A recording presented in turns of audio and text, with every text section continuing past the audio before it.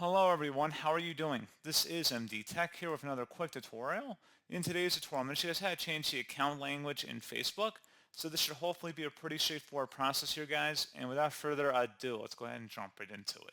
So all you have to do is open up your Facebook profile and select your user account icon at the top right. Just left click on it and select Settings and Privacy. Select the Settings button again. And now on the left side underneath Preferences, you want to scroll down and select Language and Region. On the right side underneath App Language, Account Language, select the language that's currently selected in here. And then you can select a different language you may know, or you can search for it in this list, and then you just would select a little icon or circle to fill that in next to that respective language.